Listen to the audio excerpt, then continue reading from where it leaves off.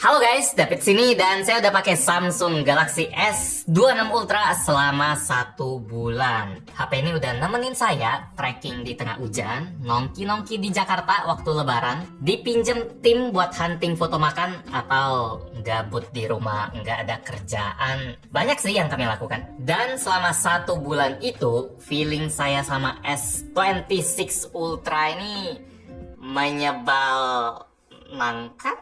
Ada momen dimana saya salut banget sama flagship Samsung ini. Nggak kelawan. Ada juga momen yang bikin saya gregetan. Oi Samsung, ini beneran? Di video ini semua akan saya ceritakan. Kita buka dari yang seru dulu ya. Dari bagian yang nggak kelawan. Teknologi baru yang bikin Samsung S26 Ultra ini spesial. Cuma dia yang punya, layar privacy display. Ini fitur mind blowing yang bikin layar HP kita menggelap kalau dilihat agak nyamping, atau agak nunduk, atau agak dangat. Pokoknya kalau liatnya nggak lurus, isi layar bakal samar. Ini mirip kayak fungsi anti gores, anti spy yang biasanya kita bisa nemu di counter HP ya. Tapi bedanya, privacy display ini bisa kita atur manual. Kapan aktifnya? Ada tombol buat on off jir, atau kita juga bisa pakai shortcut double klik tombol power buat hidup matiin secara instan. Jadi kalau pengen layar S26 Ultra-nya kelihatan biasa kayak HP-HP pada umumnya, privacy display-nya bisa kita matiin. Ini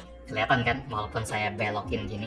Kalau pengen lebih rahasia, misalnya pas lagi di tempat umum, terus nggak pengen orang yang lewat atau ada yang mata-matain kita ngintip isi HP, kita tinggal aktifin aja. Terus hebatnya lagi, kita juga bisa setting privacy display-nya buat auto hidup di aplikasi tertentu. Misalnya aplikasi sensitif kayak chatting, atau banking, atau TikTok, nggak pengen dijudge orang isi FYP-nya kayak gimana, atau aplikasi investasi warna merah-merahnya nggak pengen dilihat orang lain, atau yang lebih dalam lagi, dia bisa gelepin bagian notifnya doang. Anda pasti pernah kan lagi tunjukin foto atau konten lucu atau apalah ke orang lain di sebelah. Tiba-tiba malah ada notif chattingan masuk. Agak nggak enak gitu. Ada juga customan buat gelepin bagian pin di lock screen dan setting. Mantul. Ini fitur baru pertama kali ada di HP, tapi udah dipikirin sejauh itu oleh Samsung. Inovasi killer yang cuma ada di S26 Ultra. Galaxy S26 Ultra.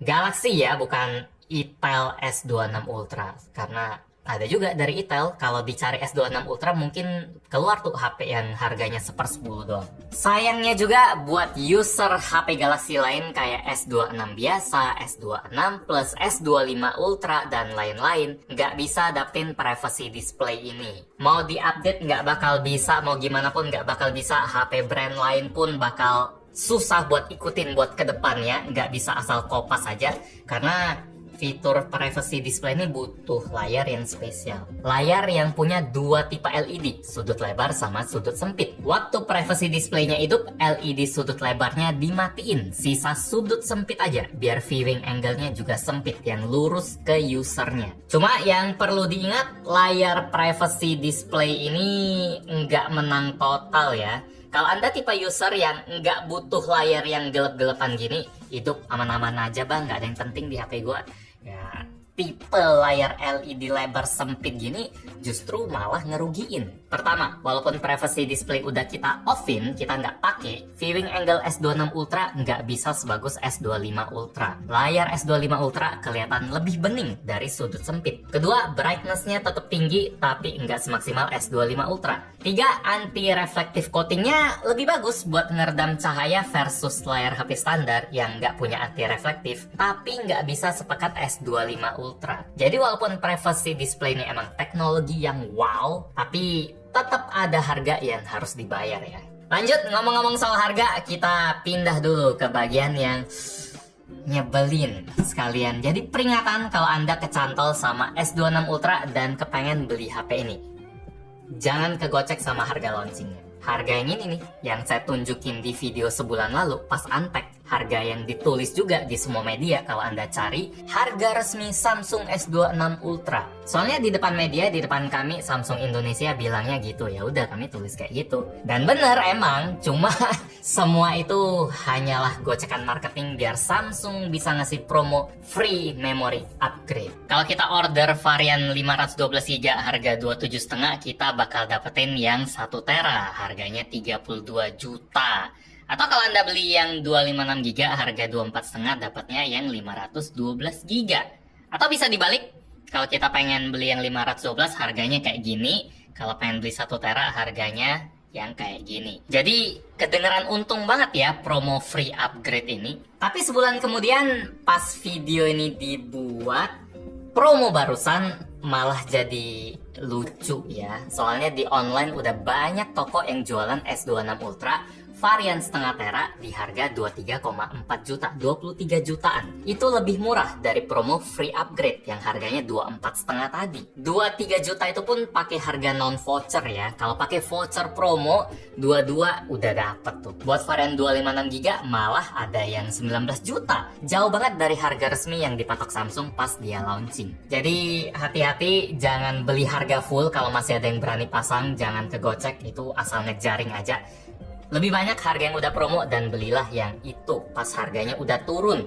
Lumayan banget, selisihnya bisa 1 juta 2 jutaan. Bisa dipakai buat ngelengkapin isi boxnya yang cuma ada sebatang HP dan seuntai kabel ya. Ini Samsung banget dah. 1 juta 2 juta tadi bisa dipakai buat order aksesoris yang ready di banyak toko bahkan sebelum dia launching. Soalnya salah satu kenikmatan HP Samsung yang sampai sekarang agak susah disaingin Android lain ya soal pilihan aksesoris ini. Dari merek terkenal, merek random, merek official Samsungnya sendiri, semua bikin aksesoris buat HP populer kayak Samsung S Ultra. Nggak mungkin nggak ada. Kalau Anda punya brand aksesoris indie pun kayak Kespolia yang dibikin oleh teman kita di channel K2G, paling amannya ya mulai dari aksesoris Samsung dan iPhone juga. Samsung nggak boleh kelewat lah, makanya pilihan aksesorisnya banyak. Cuma kita harus milih dan bayar sendiri. Sama kayak chargernya juga, walaupun S26 Ultra nih pamer kalau dia ngecasnya terngebut di antara HP Samsung lain,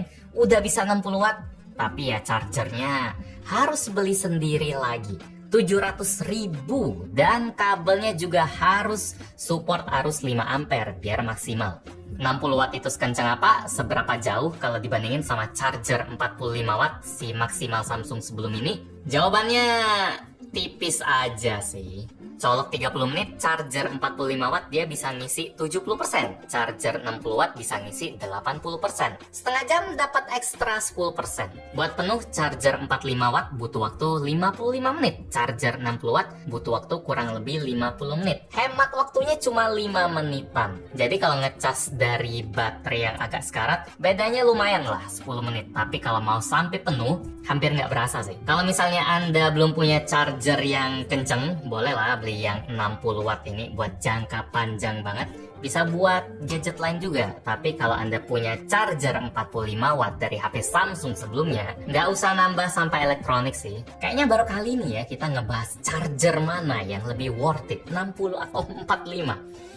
Review HP Samsung nih. Kalau HP China mah, kalau ngecasnya lebih kenceng ya lebih kenceng aja. Nggak perlu mikir worth it atau enggak. Soalnya kan chargernya udah ready di box. Tapi cuma di HP Samsung juga kita bisa nikmatin S Pen yang ketanam di bodi si HP. Tinggal lep langsung ready. Stylus tipis kecil perkasa. Bisa buat coret-coret sketsa, kasih notes ke desain teknis dan lain-lain. Buat kasih tanda tangan digital biar lebih bener. Masa pakai telunjuk kan? Buat ngedit foto makin presisi lagi sampai garis-garis tepiannya. Saya ada kenal beberapa orang yang beli Samsung Ultra hanya karena dia punya S Pen. Bener-bener fitur spesial buat mereka. Kemarin pas ketemu pun mereka langsung nanyain kabar ya.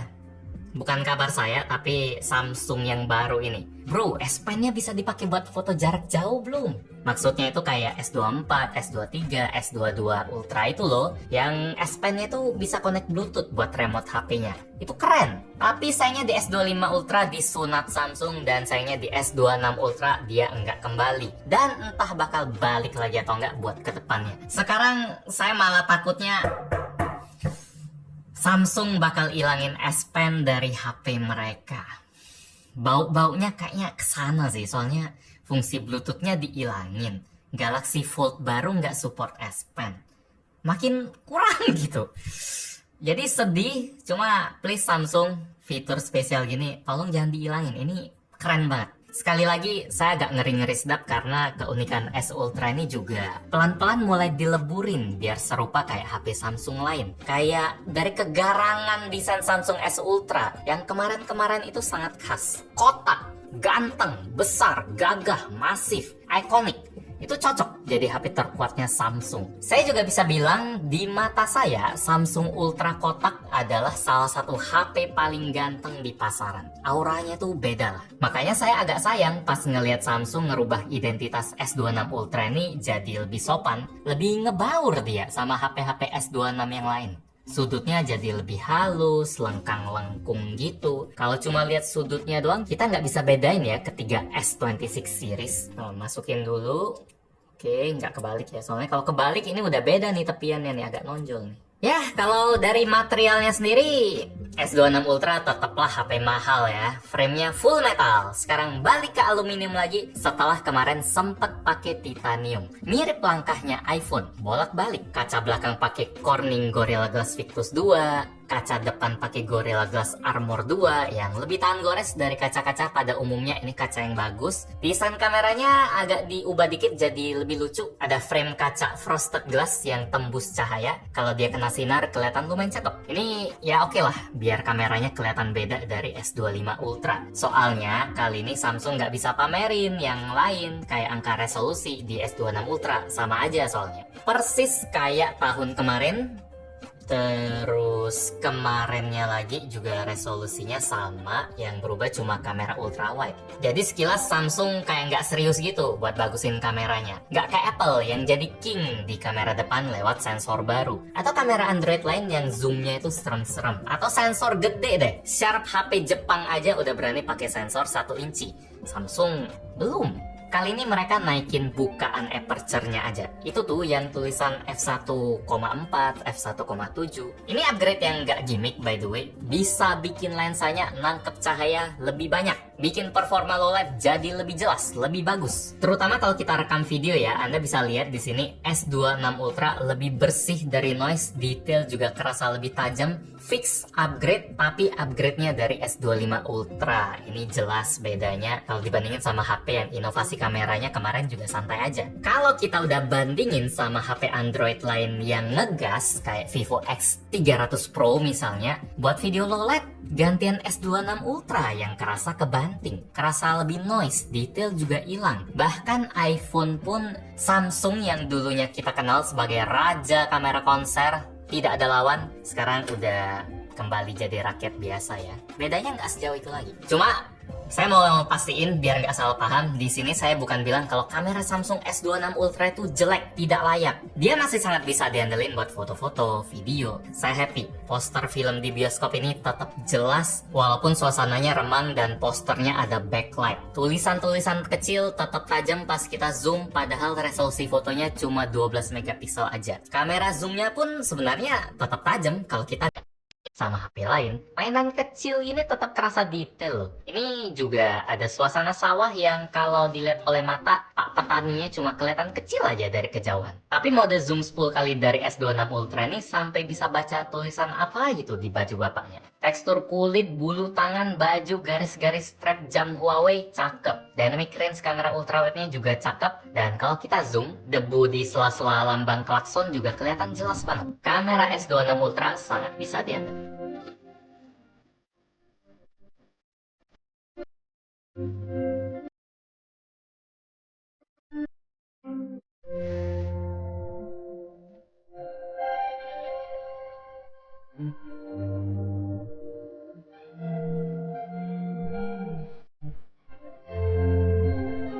Buat rekam video malam pun frame rate-nya mulus, gambarnya terang, nggak ada jitter, nggak ada keluhan. Mau dibawa main ke air terjun juga ayo, bisa fokus rekam momen karena aman aja kalau HP-nya nyebur. Rekam kenikmatan bala-bala abis jalan kaki juga mantap. Mana airnya?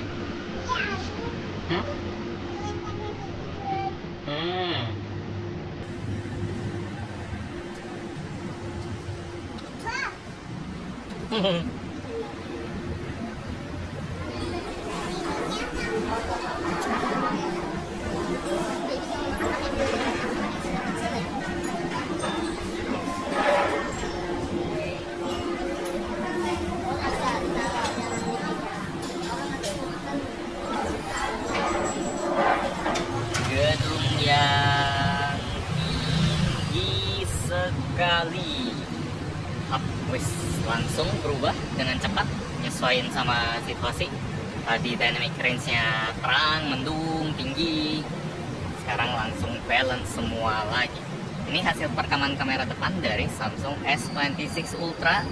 Kalau perekaman kamera depan Samsung dari dulu udah bisa diandelin, mau yang mid range, mau yang flagship. Bahkan dulu Samsung sempat jadi yang spesial sendiri ya, sekitar 3-4 tahun lalu HP-HP Cina masih kesulitan buat video kamera depannya. Bahkan sampai sekarang masih ada beberapa yang belum sebagus ini.